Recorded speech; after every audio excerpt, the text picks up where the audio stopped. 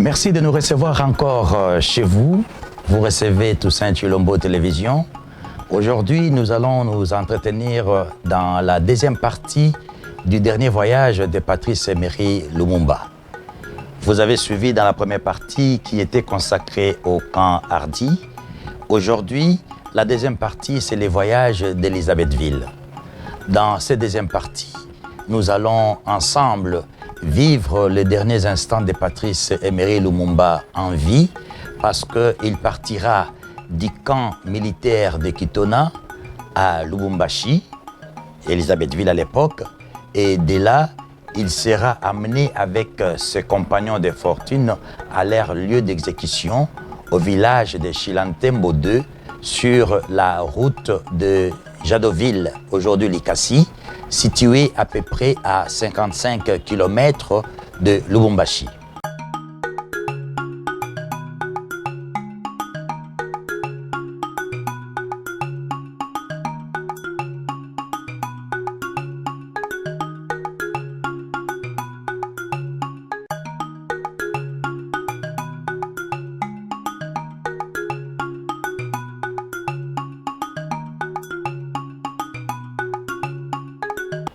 La deuxième partie de notre voyage, le dernier voyage de Patrice Emery Lumumba, commence, comme je vous ai dit, au camp militaire de Kitona, à la base militaire de Kitona. Dans cette base, ils seront embarqués, Lumumba, Polo et Okito, à bord d'un avion Dakota, appelé communément DC-3 ou DC-4, et ils seront accompagnés de quelques militaires belges. Le voyage aura pour destination principale la ville de Bakwanga, aujourd'hui Mbujimayi, où Joseph Désiré Mobutu et Joseph Kasavubu, ayant pris la décision de se débarrasser de Patrice Emery Lumumba, avaient jugé bon de les livrer à son pire ennemi, Albert Kalonji Mulopwe, qui était empereur du Sud Kasaï et qui, au départ, était dans le même parti MNC de Lumumba, mais qui fera des factions et va créer l'aile Kalonji. Donc, Lumumba et Kalonji, ce n'était pas les grands amours, ils se supportaient à peine, et pourtant, ils sont presque du même coin, ils sont tous de l'espace kassaïen. Lumumba est de l'actuel Sankuru, dont il était là, Albert Kalonji Mulopwe et Mukwa Kalonji, donc il est Muluba di Kasai, parce qu'il ne faut pas faire la confusion. Il y a toujours le Luba di Katanga, qu'on appelle les Balubakat, et les Luba di Kasai, communément appelés les Luba, mais nous les appelons Kassaïens.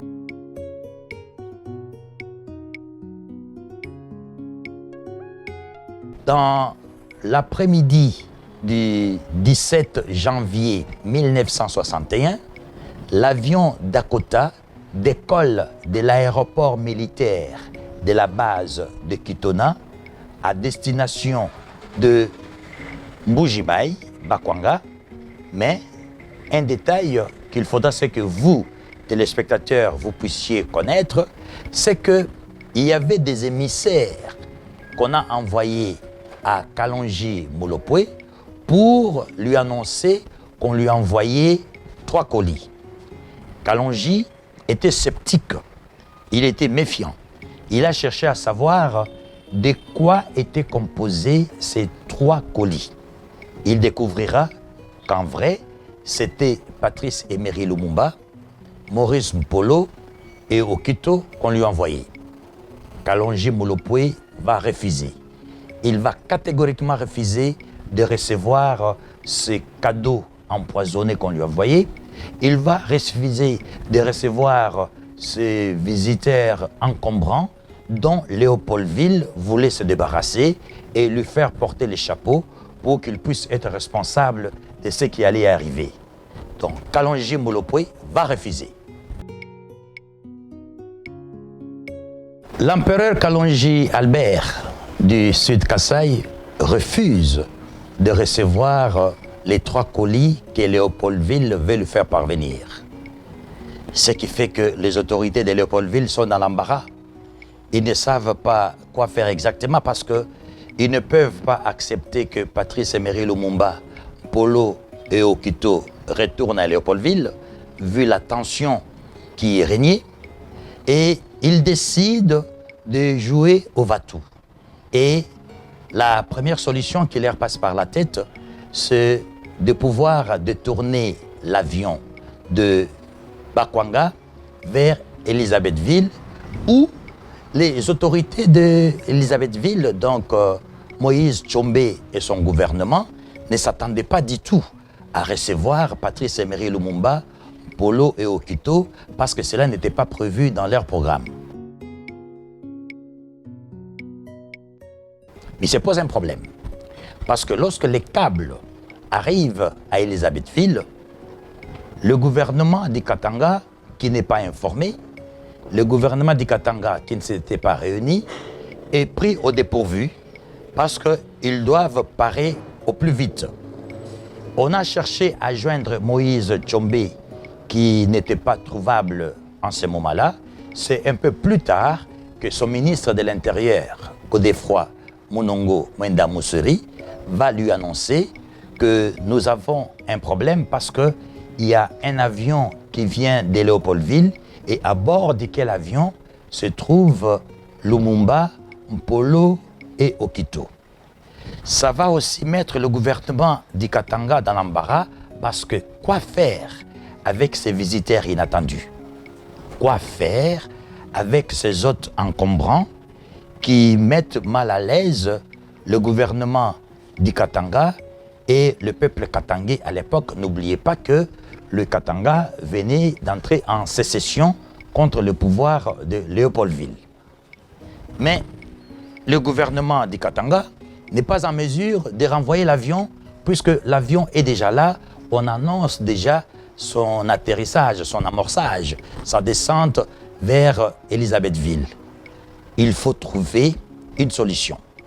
Et cette solution, pour la trouver, il fallait réfléchir, réunir d'urgence les membres du gouvernement qui pouvaient prendre une décision.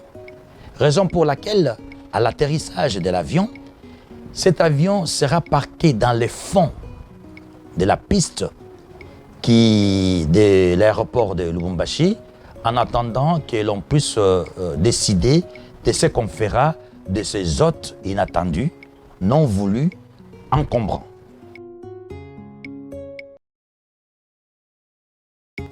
Voilà qu'une solution, une première solution va se présenter, celle de faire débarquer Lumumba, Mpolo et Okito de l'avion et de les amener dans une ferme qui jouxte l'aéroport à la maison qu'on appelle la maison Boer.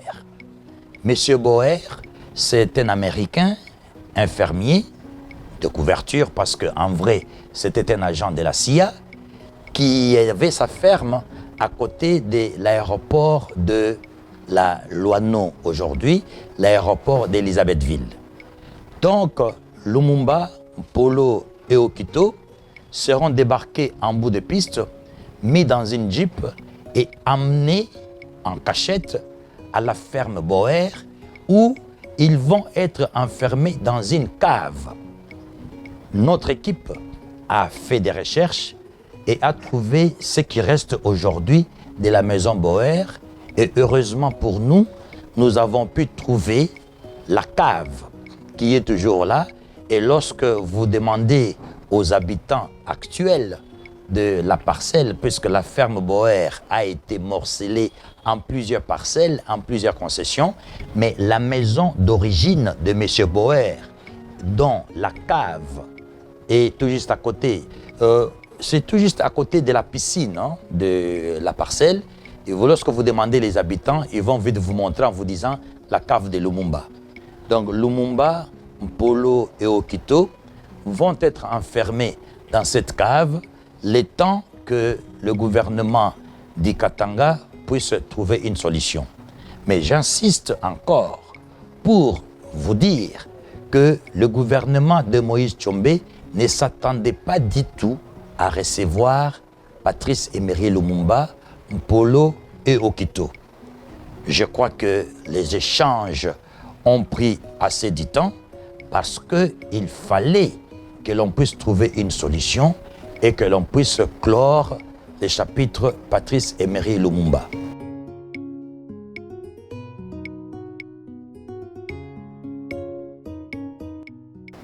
C'est sous influence des conseillers occidentaux. J'insiste, et je le dis bien, haut et fort, parce que le problème Lumumba a toujours divisé les Katangais entre eux-mêmes, parce qu'il y a ceux qui ont toujours refusé que l'on puisse parler de l'assassinat de Patrice Emery Lumumba, d'Mpolo et de Okito au Katanga, comme quoi que c'est les Katangais qui les ont éliminés. Ils ont toujours refusé parce que ce n'était pas leur intention de départ. Il y a une deuxième frange qui est ouverte, qui est souple, qui dit que l'on ne peut pas cacher l'histoire. L'histoire doit être connue, même si malheureusement Lumumba, Mpolo et Okito ont été assassinés sur le sol katangais. Nous n'allons pas assumer ce que nous n'avons pas fait parce que nous ne sommes pas les auteurs directs.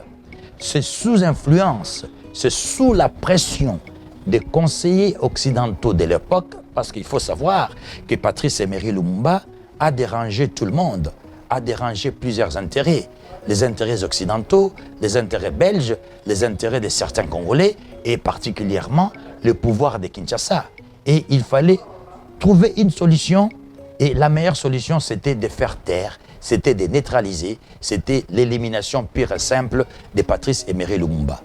Je reviens et j'insiste que ce ne sont pas les Katangais qui ont décidé de la mort de Lumumba, mais c'est sous influence et pression des Occidentaux, voire même ceux qui vont ordonner et commander les pelotons d'exécution de Lumumba, d'Mpolo et de Okito, ce sont des Occidentaux qui étaient sur place, dont les trois fameux Belges, dont l'un d'eux a gardé une dent de Patrice Emery Lumumba.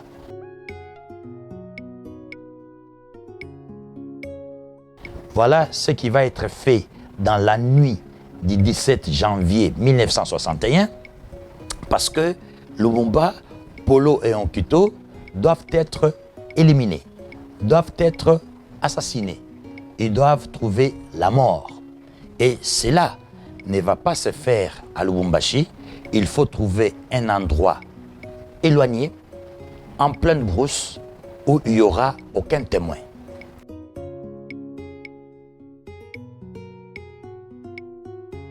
Il fallait trouver un endroit pour que Lumumba, Mpolo et Okito soient mis à mort. C'est ça les derniers voyages de Patrice Emery Lumumba.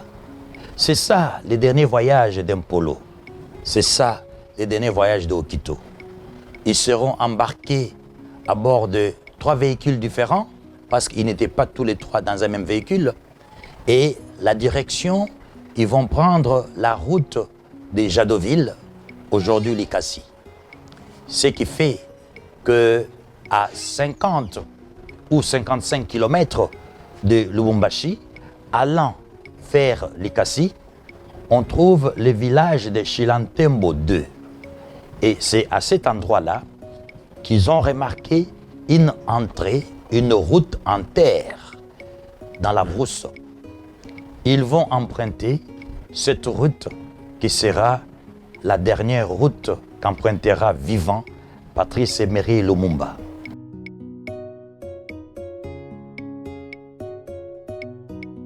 Et c'est à peu près à 3 ou 5 kilomètres de la route Likasi qu'ils vont trouver un endroit pour l'élimination physique de Lumumba, d'Mpolo et Okito. Mais il faut retenir une chose, nous sommes en pleine période de chasse à l'éléphant. Donc les chasseurs, les villageois sont partis à la chasse et particulièrement M. Capiteni qui était le chef coutumier du village de Chilantembo II, accompagné de son fils âgé de 18 ans. Ils étaient tapis dans la brousse à côté des termitières où ils cherchaient où trouver un éléphant pour abattre. Et en pleine nuit, aux alentours de 21 heures, imaginez, nous sommes dans une brousse, nous sommes dans un village, 21 heures, il fait suffisamment nuit. Ils ont entendu le bruit de moteur de véhicules et ils ont vu des phares de véhicules s'engager sur cette route en terre qui entre en profondeur de la brousse. Pris de peur, ils se sont cachés derrière une termitière et ils ont observé. Ils ont vu le convoi s'arrêter à autant de mètres d'eux, mais ils n'ont pas osé s'approcher. Pour eux, en entendant le voix, ils ont pu reconnaître, faire la distinction entre le voix des Africains et le voix des Occidentaux. Monsieur Capitani, le chef coutumier, et son fils ont cru avoir affaire à d'autres chasseurs venus à la chasse d'éléphants. Et comme c'était du braconnage, ils ont eu peur de se joindre à ce groupe qui venait d'arriver, ils se sont tenus à l'écart. Et voire même, ils ont continué leur chemin pour la recherche d'un éléphant à abattre. À leur grande surprise, ils vont entendre plusieurs coups de balle. Donc, on a tiré. Ce qui explique que le peloton d'exécution a tiré sur Polo, Okito et Lumumba. L'ordre d'exécution s'est fait de la manière suivante. Okito était le plus âgé des trois, parce que dans l'histoire, d'après ce que nous avons entendu, Lumumba a passé un long séjour chez Okito, qui était un aîné de son village, lorsqu'il est arrivé pour la première fois à Léopoldville. C'est tout à fait normal, ayant gagné les élections en 1960, lorsqu'il a composé son gouvernement et mis en place les institutions de la République du Congo belge, Okito a joué un rôle dans les institutions. Le convoi prend la route en terre et à peu près à 3 ou 4 kilomètres repère l'endroit approprié où il fallait passer à l'exécution d'un Polo, de Okito et de Lumumba. Ils vont repérer parmi les termitières un endroit où il y avait 4 arbres. Et c'est cet arbre qui sera choisi, qui va servir de potence pour l'exécution de Lumumba et de ses compagnons. Donc, c'est là que nous allons l'aborder dans notre troisième et dernière partie, qui est consacrée à l'assassinat, exécution et la fonte du corps dans l'acide. À bientôt.